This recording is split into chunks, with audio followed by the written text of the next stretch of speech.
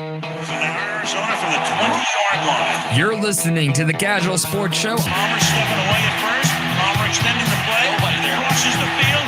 Larry Fitzgerald. Fitzgerald is going to take it into Green Bay territory. The show exclusively known as the voice of the Arizona Cardinals fan club, the Bird Gang. Fitzgerald inside the 30, the 20. Larry Fitzgerald. It's insane. Now with your host, Earl Burnett, a.k.a. Kazual E. Bird Gang on 3, 1, 2, 3, Bird Gang. Oh, yeah, we are back. Welcome to the Kazual Sportz Show. Man, we about to have a hell of a show for y'all tonight, man. You are in the Kazual House, Earl Burnett, a.k.a. Kazual E, and my man, of course, Felix Cruz, the one and only Flex from Jersey. What's going on the East Coast, Flex? What up, Kazual E, we chilling, baby. We about to hit a home run with this one, man. All right. Let's go, baby. All right, man. If you want to join the show, you know where to reach us. Let's go. We about to have a big one. In the Kazual House, and we are about to get ready to roll tonight. You want to be part of this show? Hit us up on our 4 major outlets, of course, on YouTube right now on the YouTube channel live, Facebook live, and of course also IG and we got how many other Facebook pages, of course. Sometimes I lose track of all these damn things. But they all have the same tag, Kazual Sportz, Kazual, and the Z is always at the end of the word sports. And go ahead and follow us at our website at www.ksrnaz.com, the hottest internet radio station going bar none around the valley and actually going around the world almost now because we got my man over there in the East Coast spreading the word. So we going all over the place. So yeah, also this show is brought to you by our good folks down at Customer First Solution. Customer First Solution is your one-stop spot for all of your home care needs, whether it's your plumbing, your electrical, whether it's your painting, interior or exterior. This is the one-spot stop to go get your house taken care of. And they are 30% less than anyone in the valley. I guarantee you. Give them a call at 480-877-0255. That's again 480-877-0255. We also brought to you by the good folks also at Casa. I lost my man Flex. Hold on a second. He dropped. Come on back, Flex. We need you in here. So, yes, brought to you by my peoples over at Casa. Court-appointed special advocates. This is the place where the kids in the foster system need some people to stand up for them and fight for them in the courtrooms. And so if you want to be part of that, you can also do that as well and become a sponsor at Casa for Children, voicesforcasa.com. And that also goes to anybody out there that just wants to be part of let me get Flex back in here. Man, what happened to you? Dropped off? What the hell? And that's the life we living in right now, man. This internet, man, is crazy. Pay all this money for this internet, and they be dropping on me. It is what it is, bro. And you know I'm a Verizon engineer. I'm gonna have to hit them up. We in the world of Zoom and all this thing on stuff. You know how it go, man. Yeah. But yes, go ahead and give us a shout out at the KSRN line at 602-563-KSRN. 602-563-KSRN. That's if you want to be a sponsor for one of the children in the Casa for Children. And we are here again on another show, bro. And here we go, man. We got a lot of stuff to talk about. We got a wonderful guest. I want you to bring him in, bro. And we're going to talk some Suns. We're going to talk some other stuff going on in the world today. And you know how we do it. Go ahead, dude. Hey, man, listen, Planet Orange, man, we got a home run hitter coming in backstage right here, man. We got the homie Brandon. Everybody know him as Bratis. This dude is a machine, man. This dude is a YouTube sensation. 6 million, almost 6. We're gonna get to 6 million followers, 6 million subs on YouTube. We about to crack the 2 million on IG. Hey man, this guy, you know, I say this all the time. You know, sometimes you hit singles, sometimes you hit doubles. This is a Tatis. This is a Fernando Tatis grand slam, bro. You know, so Yeah, we got the boy Bratis, man. Talk to me, brother. How the family? How's everything going, my man? Hey, before we get into any of that, I just want to thank you guys for having me on. I appreciate you guys. It's going to be a good show. So thank you guys. No Yes, problem, sir. man. Yes, Do me a quick favor and stand up. Let me see which jersey that you rocking. Before I stand up, I want both you guys to guess. It's a retro, but who is it? Okay, retro Hey, book. Retro book. That's a I'm retro. off it. That's a retro Charles Barkley. Hey, man, you had to have seen it before. Ah, Let's go. Hey, I was just saying that's my favorite Suns jersey of all time, bro. So I'm glad you got it. They gotta bring it back. You gotta bring it back, brother, dope. man. So That's talk dope. to me, brother. How's the family, bro? How you doing, man? How's everything out there in San Diego with the, I know with all the craziness we're going through. Talk to me, brother. What you working on? What you doing? Yeah, so family's always good. I'm good, obviously blessed to live the life that we do. So no complaints over here. Living in San Diego I love San Diego. We've had multiple opportunities to move to LA and we just don't, it doesn't even cross our mind, bro. Born and raised in San Diego. We love it here, but thank you. Family's doing good always. And me and my brother doing good. Just blessed to live the life that we do. And if there's anybody listening to this that came from, my supporters, the Brawdis squad, I want to shout you guys out. Thank you for tuning in. Hold on. Before right now, we're gonna get this out the way right now, Bratis. I need a favor. So yeah, I got a little niece who's a big fan of yours. Her name is Delani. Her birthday's next week. She's staying up late from school to watch this. She's got school tomorrow. She's staying up. If you could say hi to Delani and give her a shout out, man, that'd be awesome, my bro. Hey, Delani, thank you so much for watching my videos. Thank you for the support. Me and my family, we appreciate it a lot. Happy early birthday, too. That's what's up, my bro. I appreciate you. This guy's a home run hitter. This guy, he's a pro. Everything he does, man. So let me get into this, Bratis, man. I tell people all the time, I'm a big basketball guy. We're doing this media thing and we're doing this podcast thing, but and I know what I'm about to say is familiar to you. So I'm a guy of the culture, man. I grew up in the hip hop culture and in the basketball thing, right? So there's a saying from a Jay-Z verse on Diamonds Are Forever, man. He said, I'm not a businessman, I'm a business, man. Let me handle my business. Damn.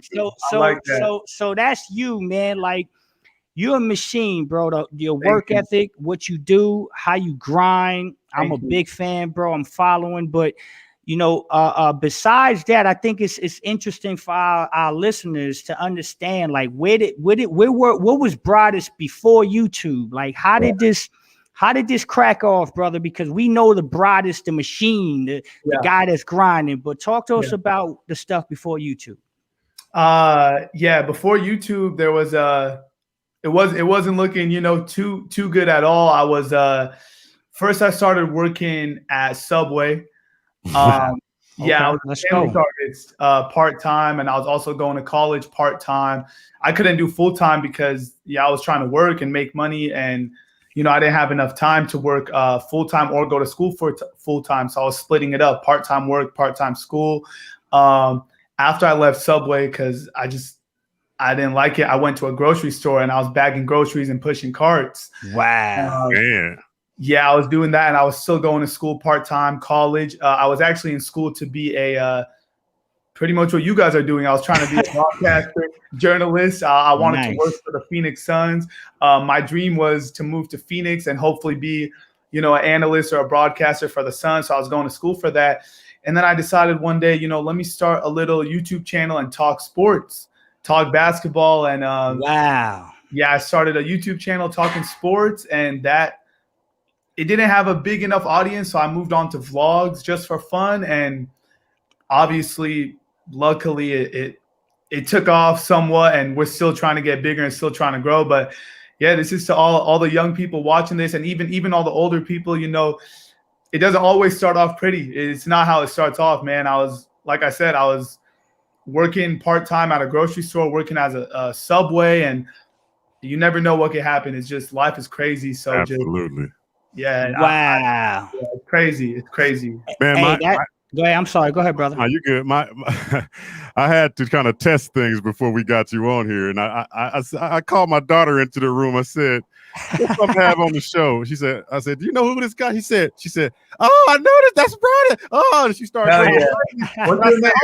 said, "Hold on a second. You really know this dude?" She said, "Yeah. He's the most popular blah blah." She going off and telling me. I'm like, "Damn." I said, "All right." so I told her he's gonna be on the show tomorrow. She went crazy. So yeah, hey, shout out to her too. Shout out to man. I want to know What's her name, brother? My bad, Ari. Shout out to Ari, and Ari, man. Thank you. That's dope, man. At the same time, man, tell me how. I mean, like the first video. Go back to the first video that actually got the boom, like that. Where you look back and go, "Oh, this could actually freaking work, man." Yeah. Like, so. The first 2 months, it was a grind. I was uploading every single day, posting videos every single day, and they weren't really getting too many views. But it's never in my nature to quit. So I just kept posting videos with the mindset, something's going to pop off. Right. One of these videos got a hit. You know what I mean? Right. So what really blew up, which now actually I think has over 10 million views, it was when the Yeezys first came out. My brother got a pair, and these were when these things were hot, first drop. Okay. So I went on Craigslist and I was able to find a fake pair. I think it was like $100. So I took the fake pair, which looked identical to my brother's real ones, and my brother was in love with his shoes, obviously, man. I don't know if you guys are sneakerheads, but oh yeah, no, my son big sneakerhead, bro, no doubt. Some people love their shoes. So what I did was I pretended to burn them, and I burned the fake ones, but they looked identical to the real ones. So he flipped out. Oh, that's dope. That's dope. Blah blah blah. Yeah, and that video really took off. So once that video went viral, I was like, okay, this is my chance. I don't want to be no one-hit wonder with one good video. This is my chance to really, now that all eyes are on me, am I gonna fold, or I gotta keep producing now that I got that one viral video? And from there, I started posting videos every single day. I was daily uploading until it got too much, and then I switched up my schedule. But for the first 2 or 3 years, I was posting every day. My brother was helping me out. My parents were helping me out. I had a girl at the time who was helping me out a lot. So once that one video really blew up, I took advantage of that and just ran with the opportunity. Yeah, you know what, man? That's crazy, bro. And the way you came in, like the story about the working at Subway and bagging groceries, man, like that's, you know what? I could see that through your videos, bro. I really could. Like I could see it. I talked to you off the record the other day. We were having a conversation, and you put a video out of, I think it's your man Mike, right, out there in San Diego. Hell yeah, Mike. And this man went out there, man, and took this homeless guy that he knows that's a good guy, and he put him up at a hotel, and he bought him clothes, and he bought him food, man. I got emotional watching that video, man, because that's something that I got a passion for, man. Yeah. It's so, you know what? It's not a surprise, man, that you're blessed with what you have, because your grind is impeccable and you come from humble beginnings, bro, and you know what it's like to grind. So man, we praying for you, brother. We always rooting for you, man. This is awesome, and for the younger people tuning in right now, I mean, right now the comments is crazy right now, bro. For all the people listening, man, you're a testament to hard work, and you can grind through anything. Don't never give up, man. So that's super dope, man. I could feel that, bro. Thank you. Hey, Brawdis, take me through how you come up with your material. Is that just something that just pops in your head? You just go, or do you have help? Like everybody kind of chipping in something here and there. How do you come up with these videos? Because the last one I saw was a pretty awesome one. When you went around eating breakfast, lunch, and dinner with a wheel spinning of where you was gonna go eat. That was a trip, man. I was like, how do you come up with stupid stuff? Crazy stuff like that. So I'll tell you one thing. It was a lot easier to come up with content when it was my first year or second year doing this stuff. But now, tougher, getting tougher. Bro, 6 years in, you feel like you've already done everything, bro. You wake up and you're like, okay, it's a film day today. It's time to film. And then you start to think, sometimes it goes for hours and hours. You're pulling your hair out. You start sweating. You get all anxious. You're looking at the time. You're like, shit, I woke up at 8 a.m. And I don't have nothing to film. And then you you start scrolling through YouTube and you hit up your friends. Luckily for me, I have a really tight circle. They care a lot about me, so they're always helping me out, trying to come up with ideas for me, even though they're not in this YouTube thing. They're doing their own thing, but they care about me, so they help me out. Shout out to my guys, Justin, Jordan, Ali, Romel, all of them. Yeah. But yeah, bro, it's a lot tougher now, especially because me and my brother, we upload 4 days a week, every other day. Yeah, so it is it's really tough, but a lot of the ideas come from you see other YouTubers do something, they start a trend, and then you just kind of put your own twist to it. You put the Brawdis twist to it. So yeah, a lot of it is recycled material, but with your own twist. So okay. Yeah, but that is the toughest part. Is it's not the filming, it's not the editing. Being on camera is easy now. It's the thinking of a video that is going to entertain 5.3 million people. So right. Hey, you know what? You know who you are right now, my G. You know who you are. You that platinum rap. You that Jay-Z that got 5-6 albums, right? And then no, real talk, no, because like I said, I love the culture. So yeah. In the music industry, the first album's the easiest one, bro. The first album is the one where you got all the creative thoughts, you got all the energy. You like, man, let me drop this dope album. And then the second one, your sophomore work is something different. And by the time you get to 5-6 albums, you sitting there with writer's block. You like, yo, what am I gonna come up with? And that's what separates the great ones from the regular ones. And you 6 years in and you still killing, bro. So yeah, man, get that, go 20, try, get that 20th album, brother. Keep grinding, bro. Man. I want to see you succeed to the moon, bro. Nah, it's sometimes it's hard to keep motivation, but I want to give a shout out to my brother and both my parents, because I'm sure you guys know, and for everybody who doesn't know, my brother does this YouTube thing too. Yes, yeah. Savage. Yeah, you guys think I'm a hard worker. My brother's crazy. So shout out to him. He inspires me, even though he's 1 year younger. He inspires me to do what I do. I look up to him. And then my mom and dad too. They also have a YouTube channel. They work there. So, bro, they're going over 1 million subs, my mom and dad. So, let's go. Let's go. Congrats. Sometimes, thank you. Sometimes, I lose motivation, or, I don't know what to do and I'm struggling. And the people around me, which is my family, they keep me up. So I want to give a shout out to them, because they definitely help me out. Shout out to the whole family. Y'all grinding, man.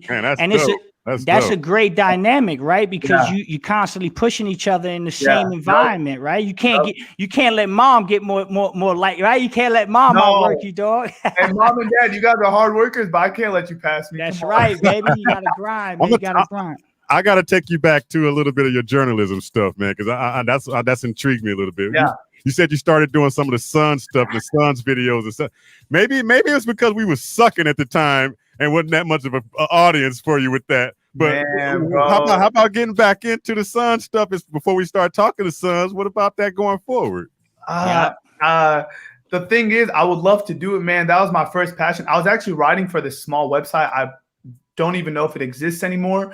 And I was in college. I think I was getting paid like $3 to $4 an article because of how little views it was getting. But I was happy because I was like, damn, at least I'm getting paid. Right. But to be honest with you guys, I wouldn't have the time to, do all this YouTube stuff and try to get back into journalism, because you guys know it takes a lot of time. It's a grind. Absolutely, man. Yeah. So we want you obviously we love your work and the YouTube stuff, and I mean that's the home run we were talking about, man. But now we're gonna get into it, my brother. This is we gonna talk a little hoops, man. If you're ready, man, we can get into it, bro. So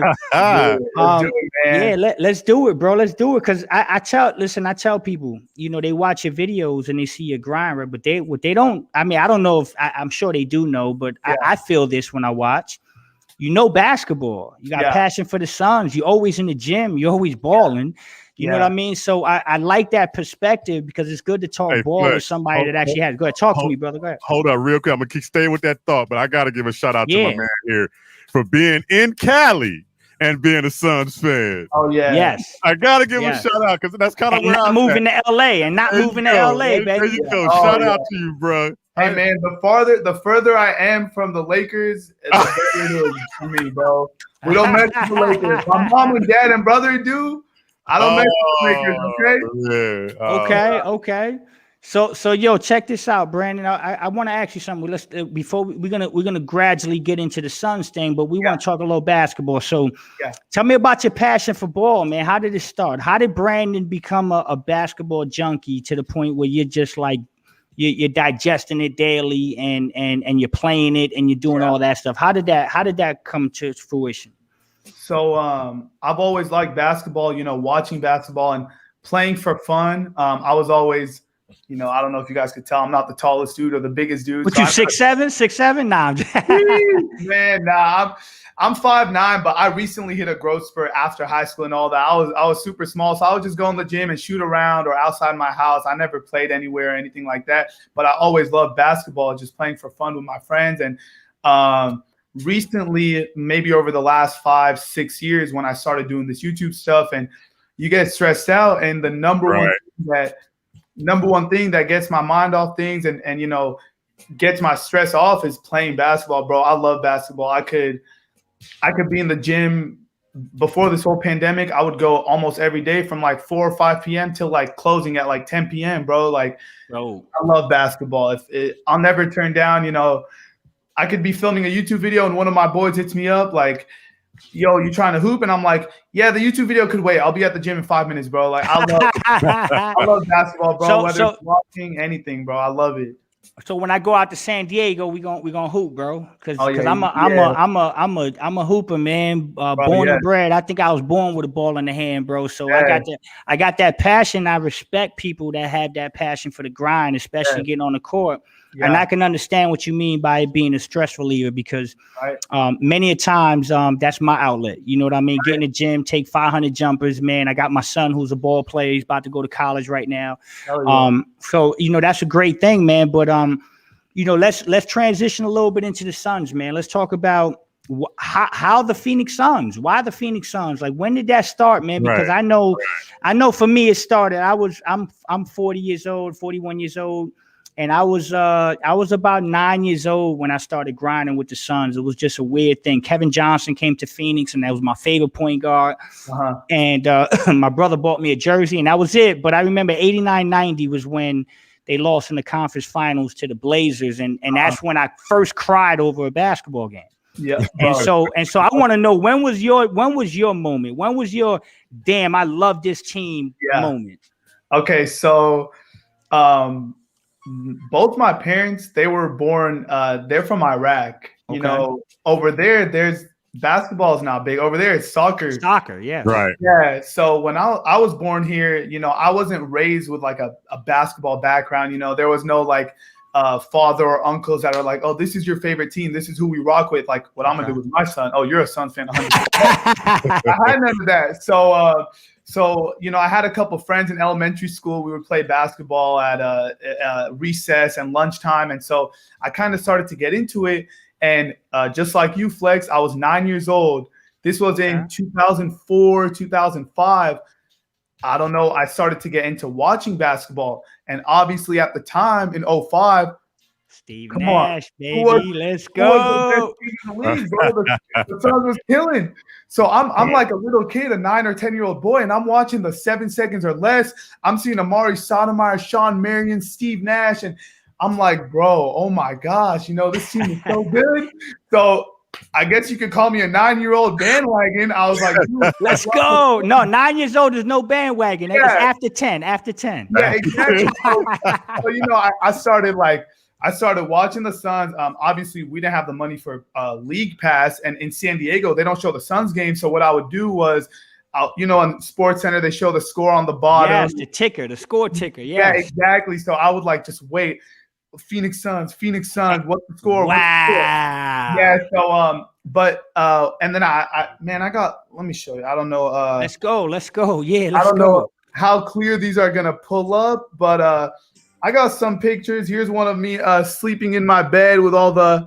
Yeah, we see it. Here's my first Suns game. Let's go. You rocking that jersey? Yes, sir. Okay, I'm getting. Oh, you getting a call? Whatever, guys. You get my point. That's good content. That's good content. Yeah, Somebody on your phone just got on the video. Exactly. But when I really started to get into it, because you're 9, 10 years old, there's only so much passion you could have for something. But once I was 14 years old and the Phoenix Suns, this was actually the last time they were in the playoffs, 2010. I don't even want to bring it up, but yeah, I know, brother. I'm in school in San Diego, so everybody's a Lakers fan, right? And we got the Suns and Lakers in the Western Conference Finals. So, I'm getting every period, every passing period, oh, the Lakers are going to beat the Suns. And it's so much shit talk. So that, really they chiming in too right now on the list there. Lakers, exactly, Lakers. Exactly. So that really made me like competitive. I'm like, bro, it's 1 versus 1,000. I got 1,000 Laker fans at my school and I got one of me. There you go. And then, boom. Series tied at 2-2. This is just top of my head. Game 5 in LA. You guys already know. Winner of Game 5. Oh, man. You going to bring me back to that, man? Bro, Tell him. Bro, you go up 3-2 in a best of 7, you're solid, bro. You're good. Yeah. In LA, the Suns are down by 18 halfway through the third quarter. This game's over. It's done. Hell no. The Suns come back. All the way back. Jay Rich, bank. Yes, sir. Jay Rich, bank shot. He got every play in his head already. That's why he on. That's why he's on. Fucking tie game. 3.5 seconds left. All you got to do is watch Kobe, right? All you got to do. First of all, rest in peace. As much as Rest in peace. You got to respect him. You know what I mean? Yeah. Right. Go. Suns go crazy. Kobe's in the corner and he airballs. Great defense, right? Sean Marion, great defense. Great defense. And then boom. Oh, no, not Sean Marion. I'm sorry, it wasn't Sean. It wasn't Grant Sean. Hill. Yeah, Grant Hill. Boom. Airballs right into Meta World Peace. Meta World Peace. Boom. Shot goes in. Bro, I fall to my knees. I've never cried over a basketball game before. Bro, the whole world was spinning. I was sweating. Everything was hot. I was like, oh, there's no way that just happened. There's no way. I'm crying like a baby. I'm crying like a fucking baby. Bro, the next day at school, let me show you what jersey I was wearing. This was actually me in 9th grade. Next day at school, I pull up with a Suns jersey. I don't give a right. So I pull up in my. Let's go. Look at this, guys. I didn't even Amari. That's Amari, right? Yeah, this is one of those jerseys from like the wholesale websites in Japan. Wow, I couldn't even afford a $200 jersey. So I go to school the next day. I'm wearing my jersey, and oh my God, bro, I was getting bullied so bad. I'm a 14-year-old kid. I was getting shitted on. I went to the bathroom and I start crying in my Phoenix Suns jersey. Wait.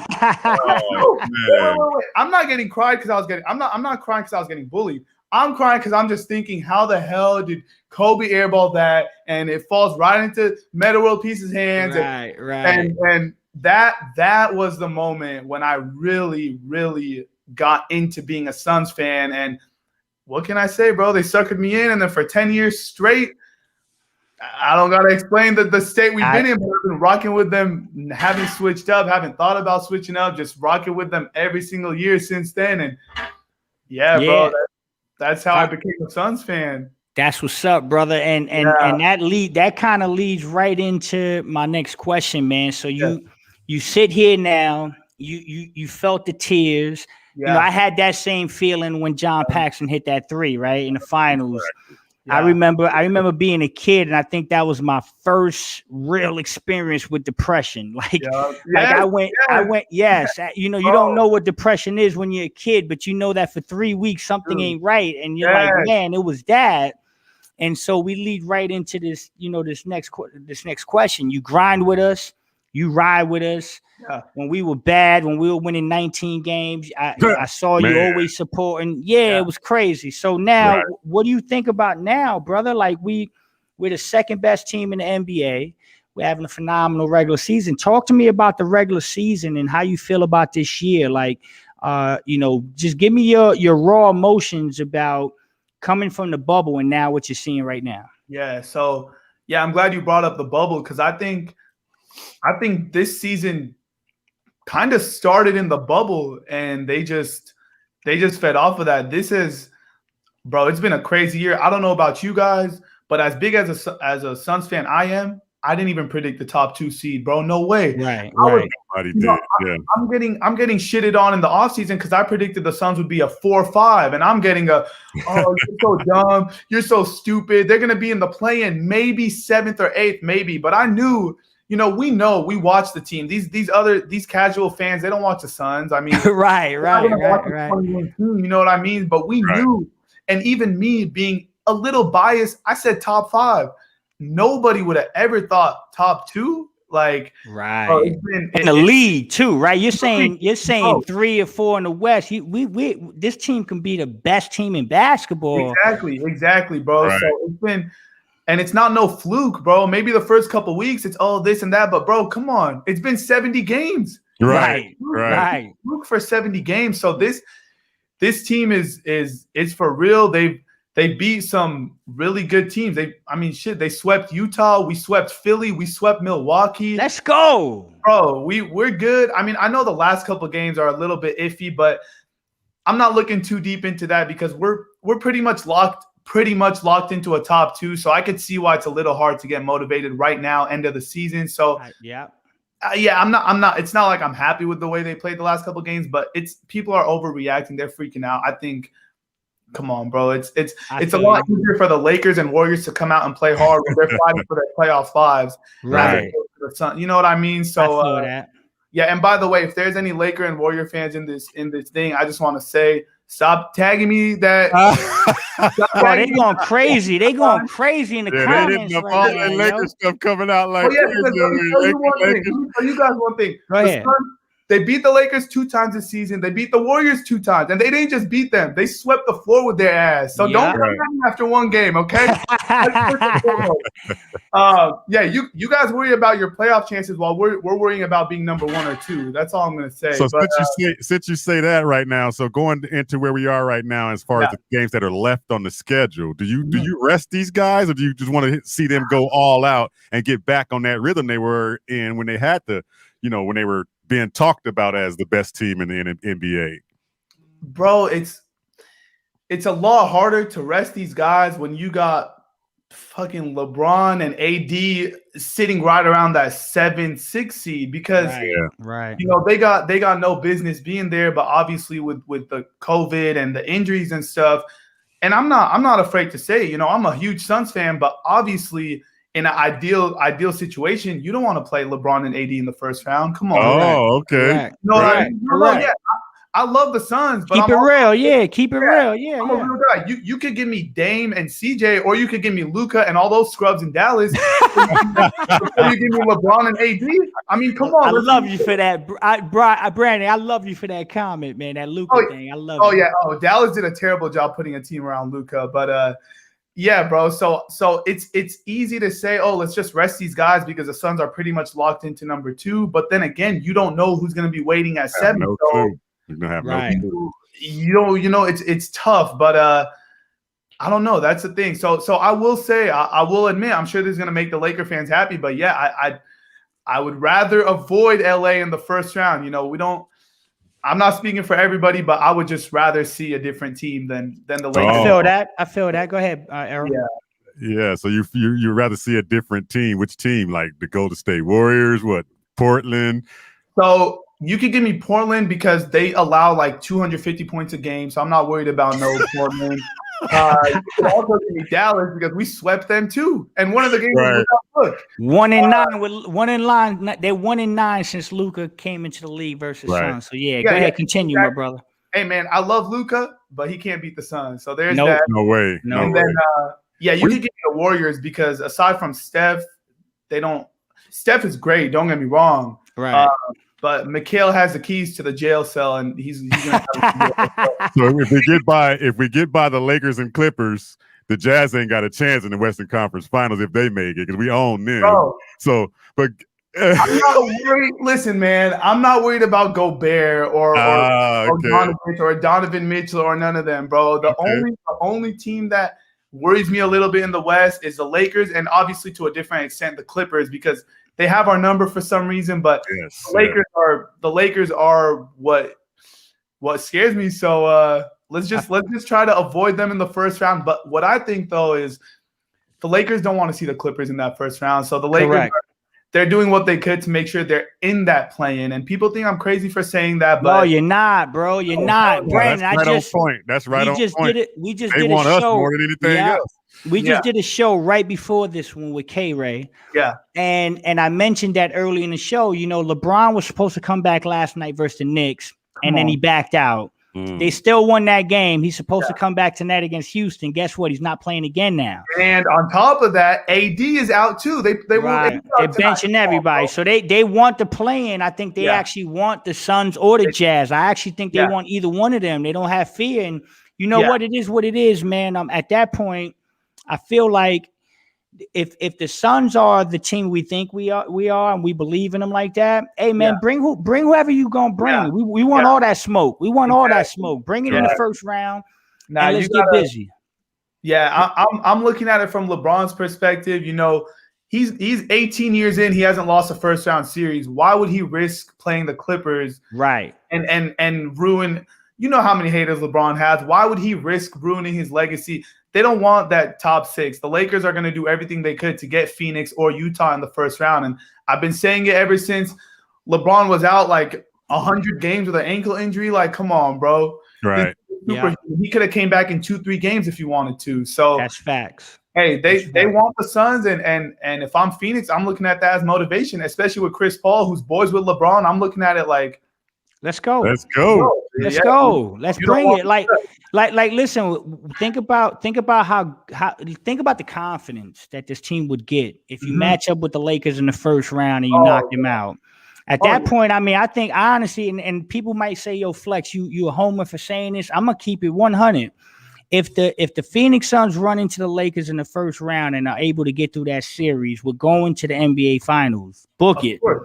Book it. There's no one that's going to be able to stop them in that momentum. So if you're going to get the Lakers, get them now. So if they want, it seems like they want to put them gloves on right now. So let's do it. I mean, let's not back away from that. But let me ask you something, Bratis. Yeah. Is this something about the team currently? The way we're constructed or minutes or rotation, just anything that is got you a little bit worried about that matchup going into the playoffs? Is there something that's bothering you about this team right now? I mean, I don't know if it's a knock on the team or if it's just the way that the Lakers are built, but the Lakers, they're not following this trend of small ball and run and gun that the whole league is transitioning to. They want to beat you. They want to muscle you. Yeah, they want to muscle you. Yeah, exactly. So that's why, first of all, I think they were done for letting go of Dwight and JaVale because they're struggling. Andre Drummond is garbage. Yeah. Drummond is out of shape, bro. He out of shape, bro. I go to the barbershop over here in San Diego, and when the Lakers signed him, I was telling everybody, bro, you could look at Drummond's whole career. He's putting up 25 and 15, and look at all the records, bro. Right, they don't know what I mean? So I'm not worried about Drummond, but obviously you got AD and Montrez, and also Marc Gasol in the playoffs he's not bad. You know what I mean? So I guess that's the one thing because – you guys already know with the Suns, if Ayton gets in foul trouble, we don't have a true backup center. We run Saric and Kaminsky, who are, they're fine pieces. But when it comes to, potentially guarding AD in the playoffs, I don't know, bro. That's the only thing. It's just the size that the Lakers have. Because other than that's pretty cool how all the Suns people come in with that same exact analogy. Yeah. And that's exactly where we are with that. That's exactly how I feel that we don't have a guy that's going to back up DA. But give me your thoughts. Everybody that comes into the house, into the Kazual House, I always get their thoughts on Deandre Ayton. Where do you stand on Deandre Ayton as far as how he's playing? Yeah. And do you think he's playing up to snuff that he's going to be able to get us through? Because we already know CP3 and Book are going to do their thing on the court. Who's that other guy that we need that's going to get them over the hump? And it has to be DA. So give me your thoughts on how DA's playing right now and how he's going forward. Obviously I'm on Twitter and everything, my whole career is social media. So I see all the hate that DA gets. And you either love him or you hate him. There's no middle. Right. Yeah. Bro, the thing with me is that you can't keep looking at, he was a number 1 pick, because if let's say DA was drafted 4th or 5th, and he was behind Luka and Gilgeous-Alexander and whatever, then Suns fans are looking at him and they're like, yo, dude, this guy's a beast. Right. Yeah. Tell him, Bratis. Tell him. Tell him. I Preach. don't like the whole, Ayton is good, but he's not number one pick, bro. It already happened. It happened. Right, He got drafted number one. There's nothing you could do. Let's just look at the player he is. And to be completely honest with you, he's a good NBA center. Yes. He's a good NBA center. I'm done looking at, but is he number one pick worthy? I don't care about any of that, bro. Don't care about it, right? He's on the team. He's in the league. So now let's just see how you play. And Deandre is a good player. So once people look past the draft position, they will learn to accept that you can't just go out there and get, some random dude who's going to play better than Ayton. So that's true. Yeah, That's true. There's some people, they make points and it's like, okay, yeah, this and that. But I don't complain from Ayton because I've seen other teams with, they got scrubs at center and I have no complaints with DA. So you know what, Brandon? I'm glad. Let's talk about this because this is something that I go back and forth on Twitter. I'm a big Deandre Ayton fan, bro. Yeah. I love Deandre Ayton. I love the pick. I love the pick on draft night, and I still love the pick. And I tell people this all the time. I say, you know what? I will say this on record. People who follow me on Twitter, they know I am not a big Luka Doncic fan. I'm just not. All right. So the kid's nasty. The kid can play, and I'm not taking that from him. But what I will say is this.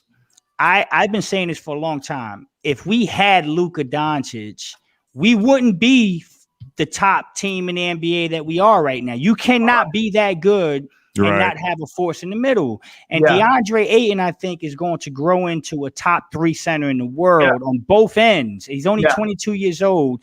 He's just scratching the ceiling with his potential. Shout out to my man, Mark Bryant, Jersey's finest. I know Mark when I was a kid. Mark, I know, was grinding with him. So I think Deandre is going to be all right. So I guess what I'm saying is to back up your point, people need to get off the whole number one pick thing. If he was the number one pick in any other draft, he's a lock for rookie of the year, hands down. It just happened to be that he came in one of the deepest drafts. You got DeAndre and Luka Doncic, Trae Young, Jaren Jackson Jr. You got a plethora, Mikal Bridges, yes, Shai Gilgeous-Alexander. You got a bunch of studs in that draft. Yeah, and I like the fact that we got two of the better players in that draft, and DeAndre and Mikal, as opposed to just one Luka Doncic. But hate me on that if you want. At me, do what you want, man. But I'm riding with these Phoenix Suns, brother. Absolutely, man. I get a lot of headache and a lot of flack because I used to, I kind of ride DA more than anybody probably in the Valley right now. and I ride him only for the simple fact of me being an old school guy. I'm sorry, I played ball, and old school is big men have to own the paint. And if you're not owning the paint, then something's wrong. And I look at it also, the first round pick thing. I never ever seen in my thought process, how can a first round pick guy be just a role player? I don't see that going together. But it happens. It has happened in the past, I'm sure. But he has delegated himself to a role player, and I think he's talented enough to start demanding the basketball down there. I think he is. Right. You know what though, and I want Brandon to chime in on this, but you know what? To answer your question, it's not DeAndre's fault that he's on the same team with Devin Booker. You know what I mean? Or Chris Paul. Yeah. So DeAndre is actually dealt a bad hand here because he's coming to most NBA teams who draft a player number 1 overall. That number 1 overall pick is the franchise.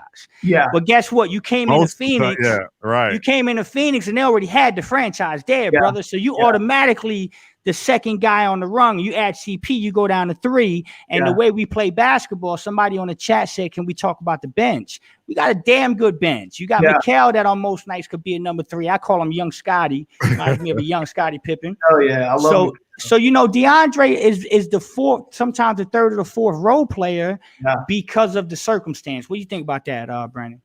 Yeah, I mean, I see a lot of people saying, "Oh, Book needs to pass the ball more. Book needs to feed DA more." But bro, if you're a bucket getter like D Book, get the buckets. Yeah, there's no such thing as a bad shot, bro. Right. People, I don't like the people that he should do this and that. He should do this and that. but they've never actually played basketball. They're Right. just people, there's a big difference with watching and playing. You could watch 24 hours of basketball a day for years and years and years, and there's still some things that happen on the NBA court that you will not understand unless you've actually gone out there. And even if it's pick up ball, if you play basketball, you'd understand. D Book is a bucket getter.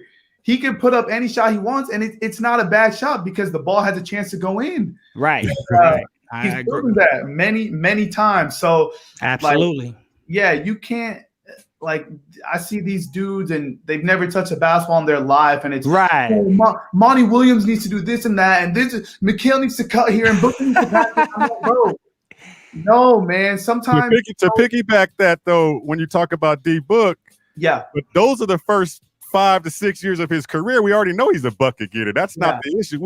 His game to me has evolved into he's locked into, hey, I know I can't win this thing by myself, first of all. Second of all, I gotta have great teammates, and he does. So he's trusting his teammates a lot more. And I think that's his game evolving to the next level. Yeah. So, I love that. I love that. But of course, because go ahead. No, my bad. Go ahead. No, you good. You good. I just want to say you could instantly tell who doesn't watch basketball when they say Book is he puts up bad shots and he just takes shots, because last season, actually the last 2 years, he averaged 6 assists. And he's we know that he was playing point guard for a lot of his time over here because the Suns didn't have a point guard. Yes. So Book is a lot more than just he's not a Klay Thompson where he's going to stand on the wing and just no way. He's a lot more than that, and that's what all that stuff that he went through to this point now, heading into this playoff run. I see Devin Booker more calculated than anything. He's a surgeon out there right now. He knows exactly where he wants to go on the court. He knows exactly what the game situation is. He knows everything that's going on, and I think for sure he knows when DA is not locked in. Yeah. That's where I see when I know guys can get him locked in, and then those guys that are on the court can do, because like you just said, Brawdis, you said, nobody knows the NBA game like them dudes do. We ain't playing it. So he knows. So I'm gonna trust you now. That's why I said, Flex, man, I'm letting you hold on to that daggone rap for me. I'm holding you, brother. I'm not letting you go neither, man. I'm trusting what you got inside you on that. I trust in that. Hey, listen, I think Devin Booker is going to be the greatest Phoenix Sun to ever wear the uniform. I think he's going to be a top, he's going to be a top 10 scorer of all time. There's no one on planet Earth that can guard that kid one-on-one. You see double teams and blitzes on every night, bro. right. Doubles and triples all the time. I watch basketball ad nauseum. I watch the whole league. I watch tons of tape, and there's no one that gets the attention that Book gets on a nightly basis. It's just crazy, and to be 24. And again, to piggyback on something we talked about earlier, I wrote a piece on the KSRN website, Believe in the Suns. And that was my biggest thing about Book, a kid that can score 70 points in a basketball game, but is willing to actually be a complete player and sacrifice points. If Book wanted to average 35 a game, he'll lead the league in scoring if he wanted to. Of course. But guess what? He understands that playing the right way and getting his team involved is going to lead to championships. Yep. And I'm not comparing him to Michael Jordan. I don't want to go there. Here's what I will say. When Michael Jordan was going through the Detroit Pistons in the late 80s and early 90s, the Detroit Pistons game plan was, hey, let Michael Jordan score 50. Because if he scores 50, the rest of the team won't hang around and we'll knock them out. And they were doing that every year. And then one year, I remember Joe Dumars after a basketball game, Michael Jordan had more of a 26, 7-5 type game. And Joe Dumars said, we're in trouble. Because now he figured out, hey, you know what? I could still drop 30, but I don't have to do 50 no more. So I think that's what Book is evolving to right now. I think so too. And that leads me to a question, Brandon. Let me ask you about your feelings about this team, because there's a lot of people that are talking like this is hit or miss, this is boom or bust type season. Yeah. And I look at this basketball team and I say, Book's 24, Mikhail's 24, Cam's 25, DA's 22, Sarge is only 26, Cam's 25, Cam Payne's 20. We have a plethora of young talent, 25 and under. Do you feel like this is a boom or bust season, or are you feeling more like, you know what, we just got to go through the motions and our future is bright? What do you think? Yeah, I mean, I don't think this is boom or bust at all. To be honest with you, bro, when the Suns put this team together in the offseason, I don't even think that they thought they would be top 2. I don't think they thought they would be competing for a championship right now. Right. Just anything that they're getting right now in terms of, you know, passing the first round and potentially playing the Lakers or Clippers, any sort of playoff experience is just extra. Right.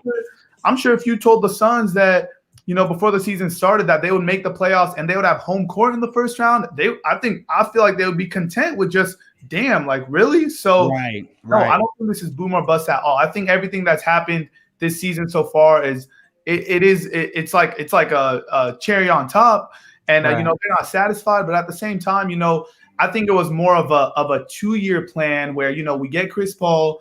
First season is kind of just, you know, see what it is, feel everything out. And then I feel like this offseason is when something's going to happen, whether it's creating the money to add another big piece, maybe making a trade, or even adding a small piece, because as we've seen this season, we don't need a huge piece to contend. But I think this was more of a little test run. Now we're working out. And I think next season is probably where, especially with Chris Paul being in the last year of his contract next season, I think that's where it might be boom or bust. But even then, I don't think it will be, because as we've seen just from watching basketball, when teams are good, people want to come play there. So if you build it, they will come, baby. Field the dreams. Yeah, exactly. So if the Suns are, you know, top 2 this year, and then next year they finish top 2, top 3, top 4, let's just say Chris Paul ends up leaving or he re-signs for less money, the Phoenix Suns will be an attractive spot for somebody else to come join. Great point, bro. You're on point. You're definitely on point with your Suns stuff, man. I was going to ask you that question next. Is okay. Let's take us through a scenario. Yeah. We go out in the playoffs this year in the Western Conference Finals to a Clippers team, let's just say. Yeah. Now you're in the Look at Brandon. I don't want to hear that. Anyone but an LA team, bro. Anyone. I live in San Diego, bro. I'm not going to say the Jazz because we can beat the damn Jazz. Yeah, I know. Hey, just make up a team. We lost to the Mighty Ducks or something. Okay. So what I'm saying is, after in that offseason, what's that one piece that could come here to get them over that hump to get to that championship? That's a great question. Let's go, Brandon. What you got? That is a tough question, because I think that's the reason that the Suns didn't make a move at the deadline, because I feel like they knew that they needed one more piece. But at the end of the day, you know, you can't move CP3 or Book, obviously. DA is doing just fine. Mikal is locked in. And then you look at the 4th spot, but Crowder is fine too. And then you have Cam coming off the bench, who's also good. So it's like, it's a good question, because you know you might not be good enough to win a championship, but you're really close. But it's like, what do you do? Like, do you make a move? What if that's the wrong move? Because everyone looks like they fit. Right. So hey, listen, man. James Jones gets paid more than me. So right. Now, for real. Hey. You know what? Let me remind people, Brand. That's a great point. Check this out. So, a lot of people, I don't know if people know this, the casuals may not know this, but, you know, Golden State was close to trading Klay Thompson before they became, before they cracked the code. You know what I mean? So sometimes, you know, pulling the trigger too quick can be devastating. So I think this team reminds me of that young Golden State team when nobody knew Steph Curry was Steph Curry. Exactly. No one knew. Right. That's Book. Yep. Exactly. That's Book. You know, nobody knew Klay Thompson was an all NBA defender. That might be Mikal, right? Because Klay Thompson coming out of Washington State, I remember looking at his scouting report. I do a draft show. Yeah. And I remember breaking down my scouting report, and the knock on Klay Thompson was he can shoot, but he sucked on defense, and that was that was absolutely wrong. Yeah. So, you know, when you look at that, you say, be careful, don't pull the trigger too quick. Let these guys grow, let them marinate, let it brew a little bit. I don't think you do anything. I think you trim the edges, you give them another year, and you see what happens. You're on point with that, because some of our listeners are saying the same thing. The guy right here in Phoenix says you wait and see. Why? Yeah. You wait to see why you were eliminated. Right. What was the purpose of why you were eliminated? That's a good point. Great point. that's why I mentioned, I don't think it would have to be a big trade because we're already right there. So it could be literally just one small move that nobody even thinks would be a bigger move. For example, signing. In the moment, it was nothing. But now look at it, and he's giving us 20, 25 minutes a night of productivity. Right. So it could be something small that just ends up being big. I don't think we need to make a big trade at all. I think the core and everything is already there. And the way CP3 is playing, bro, he got a couple more years in him if the Suns decide to.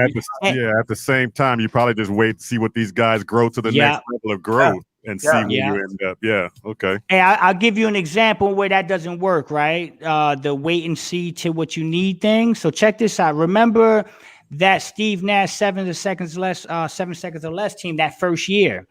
I'm a big believer that if they don't trade Quentin Richardson for Kurt Thomas, they probably win the next year.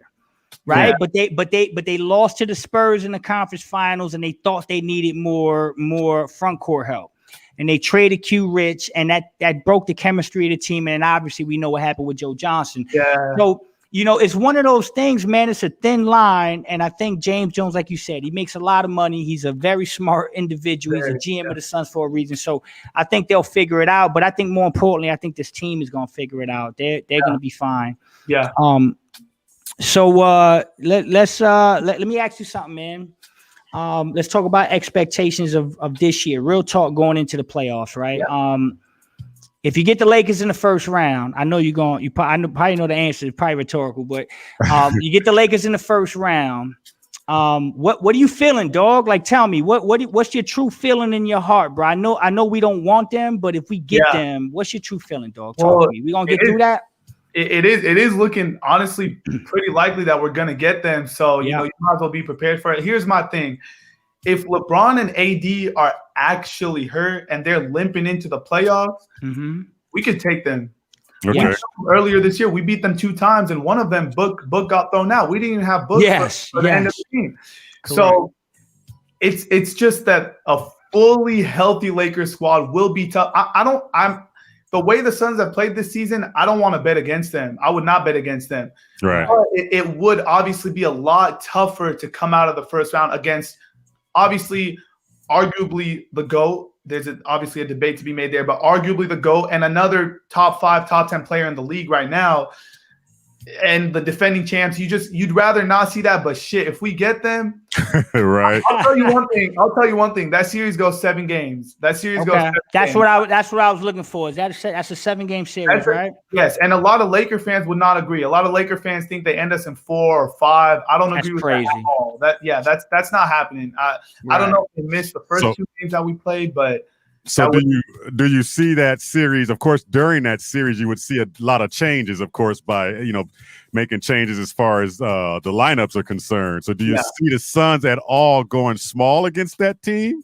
Okay. And just run with all the defense because they can play defense. Suns can play good defense when they lock in. So can they run and try to lock down? I know they'll get killed on the boards because of AD and Drummond, but can they go small and steal a game from that team? Okay, so here's my thing. The reason I wanted to avoid saying this, but I can't get behind. Let's go, bro. Let's go. Bring it, baby. Bring all that smoke. The negativity, the bad thing about playing the Lakers is, come on, let's be real. You're not playing the Lakers. You're playing the refs at that point. Good point. Good point, bro. Good point, B. You think the league is going to let LeBron James get out in the first round? Are you kidding? This is a business, bro. This dude knows the LBA, bro. It's the LBA. It's the LBA, bro. The LeBron Basketball Association. Yes, I can't get fined, so I'm gonna speak my mind, bro. There you go. Could play as good as possible, and they could be up by 20 in the first half. But I'll tell you one thing: they're gonna have their work cut out for them because, and I understand it. The Lakers are the bigger market. They have the more attractive names to go on, especially. If they have the Clippers waiting for them in the second round, Adam Silver is dying for that Lakers-Clippers series that he didn't fucking get last year. Right. Yeah. This is no longer the Phoenix Suns versus the LA Lakers. They're going to have a whole lot more to go up against. That's just glad you said that. Nah, glad you said that. I think that's real. I think that's real, bro. Real, bro. That's real. That is real. That's real, bro. I have my own business. I understand how things work. And that's what scares me. That's what scares me, and it scares all the Suns fans right now, because we know if we end up with that Lakers series, then our little dream that we've had is going to be short-lived. We know that because they're going to push them through that series somehow, like you said. Especially do you lose out? So do you lose the next 3 on purpose and drop the 3? Hell yeah, if you can. I mean, shit, we've had the Blazers numbers so bad. I don't think we could lose that game if we tried. Right. They can't beat us, bro. They can't beat us. Hey, Brandon, man, talk to we're coming up on the end of the show. Yeah. But we got some time. But you cool? You good? Oh, I'm good. I love talking to you guys. That's what's up, my brother. That's what's up. So, talk to me about. I listen. Everybody knows what you do in the YouTube stuff, and you killing it on the basketball stuff, man. So I respect your grind, bro. But talk to me about your relationship with the Phoenix Suns. Some of the actual players, like I know you got contacts, and you become friends with a couple of the players. So talk to me about that. And how that all started as well, how you got those relationships it's crazy because when I was younger, like I showed you guys all the pictures of me and the jerseys and all that. I was a huge super fan that, like if I were to ever even get a picture with one of these guys, I would probably faint. Like I would go, I wouldn't even dream of ever even like meeting one of the guys for a quick second just to say hi. That wasn't even in my wildest dreams. So the fact that now Book is my guy, but not just Book, but I'm sure, as you guys know, Devin and Schiff and Maya too. Hey, that's family. That's family, no doubt. Bro. Mama Book too, and Pops, bro. All of them, his whole circle, Miles and Avery and all of them over there, bro. Every time I go out to Phoenix, they show nothing but love, and it's crazy, because like I said, I started out as a fan, and now it's like that. So that's crazy, and shout out to them because they're super dope people. I feel like a lot of people don't know how these athletes are because they see them on the court and maybe these quick 1 or 2 minute interviews, but Book and his whole circle they're really, really, really cool. Absolutely. Yeah, I've gone close to Mikhail, Cam, DA, and all of them, and it's crazy because like I said, man, growing up I was just some like super fan, and now it's crazy. I'll hit them up like, yo, what's good? I'm in Arizona. Oh, okay, come through. And I'm like, wait, really? Like what? Yeah, but at first I'm like, it actually how it started was and this is why I'll never hate on this dude. Suns fans love to hate on this dude because of the way he went out. Eric Bledsoe. Yeah. I don't know what your guys' thoughts are. I met Bled a couple times. Bled's a great dude. Oh, that's my guy. So he was the first dude to follow me on Twitter, first dude to reach out to me. This was, I think, 2015 or 2016. Book had just got drafted, so I wasn't even close with him. They came down to San Diego to go paintballing. And Eric Bledsoe, I remember that. Their whole team went out there. I remember that. This was like 5 years ago. And Bledsoe himself hit me up, bro. I'm a 20-year-old kid. He doesn't even know me like that. He hit me up, and he told me, yo, what's up, bro? We're going to be out in San Diego if you want to come say what's up. That's tight. So I went out there. That was the first time I met Book. First time I met a lot of the dudes. So Eric Bledsoe. Shout out to Bledsoe. Shout out to him. Bless my guy. Like I met him in Phoenix a couple times. He was very cool, man. I got a pair of kicks in the closet that he signed for me, dog. Bless a really cool dude. I met his wife. I saw his kids and stuff, and really, really good dude, man. So shout out to my man Bled, man, doing his thing. Yeah, I won't forget that. The other day he was talking to me about some streaming he's doing. I'm like, bro, anything you want. You want a shout out? You want me to hop on? I got you, bro. I don't forget what people do. That's class, brother. That's class, brother. Good stuff, man. That's awesome. Yeah, bro. You do a lot of good things, like you just said. I saw one of your episodes where you gave some dude at a drive-through a freaking PlayStation 5. I was like, damn. Yo, can I get one, though, bro? I'm still trying to get one, B. When I give it to someone at a drive-thru, there's no shipping and handling costs. I don't know about that. Nah, man. I feel you. That's awesome, man. That's dope. That's dope. But no, you do great things, Brandon. Thank you. We're big fans, bro. We can't thank you enough for jumping on, man. Only thing I'm gonna tell you is, I'm a superstitious dude, okay? I watch the game a certain way. I got a whole game plan of how I operate, right? So if we actually beat the Lakers, my G, you gotta jump back on, brother, because we gotta keep the train going. So I know you're a busy guy, bro. We'll try to work it out, but if we can get through that first round, then we gotta try to get that second round in, and we'll get your opinion on the Lakers series and all that stuff. But again, I know you're a busy guy, bro. So no pressure, my guy. We appreciate everything you've done, bro. I got you guys. I enjoyed this because you know, a lot of these YouTube guys or influencers, they'll watch basketball here and there, and they're just casual fans. And a lot of people categorize me as one of them just because I'm a YouTuber, so they don't think I have the time to follow the sport like I do. So I'm glad I got to, you know, speak on the show and hopefully let people know that I'm real. Yeah, you real one. So I'm on fucking, before I go to sleep, I'm on Bright Side of the Sun and websites just reading articles. I don't watch TV before I go to sleep. I just read NBA articles, bro. I love this shit. I love basketball. All right. Go ahead and tell all of our listeners where they can find you at. They already know to hit you up on YouTube. Where else can they find you on social media? Everything is the same. Twitter, YouTube, Instagram, TikTok, whatever it is, at Brawdis, man. If you guys want to follow me, go ahead. You know, I won't disappoint you guys. And also, if you guys like this show, because I know there's a lot of you guys first time watching it, then, you know, keep watching these dudes. Keep listening to these dudes. Appreciate that. And you got to get us on one of those videos, too. You got to get us on one of those videos, too. Hey, we got to get you. Hey, man, like I said at the beginning, man, everybody listening, I'm sure this has already been said, but 6 million subs almost on YouTube, man. Almost two. We about to get to 2 mil on IG. This guy's a machine, bro. He's a grinder. God bless you, man. Thank you. Appreciate your time, IG. And you know what time it is. We'll be in contact, my brother. When I'm out in Phoenix for the playoffs, if you're around, we'll link up, my bro. Hell yeah, bro. Let's do it. Thank you guys again for having me, bro. All right, man. Thanks for joining us, man. We appreciate you. Of course. Yes, sir. Later, Brandon. Later, guys.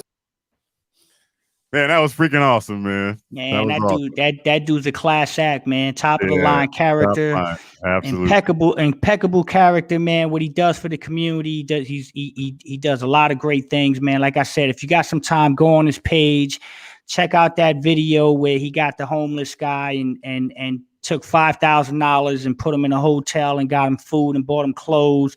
He went on the side of the road and bought every fruit at a truck. There's some guy had a truck with a whole bunch of fruits, and he bought the entire inventory off the highway, blessed the guy, and then went to a food bank and donated all the food, man. I mean, stuff like that, it gets me emotional, man. Stuff like that makes me a fan of you. We need more people like that, man. We need more people like my man Brandon. Yes. Especially that young. Yeah, that's the key. So I mean, that's awesome, man. I love it. But we have come up on another show, man, and our time is gone. And this is one of those ones that's going to be in the dang archives for a long time. Yes, sir. Appreciate you working your magic over there, Mr. Flex. Hey, you know it, brother. I appreciate you, my brother. All right, be grinding. The Kazual Sportz Show. Earl Burnett, AKA Kazual, and the man himself, Flex from Jersey, Felix Cruz. We will check you guys out on the next one. We got the Suns Blitz. Keep going. They keep Tim coming Kempton. in. Tim Kempton, Friday, will baby. be in the house on Friday. So y'all come on back and join us. Peace out. Peace out, Planet Orange.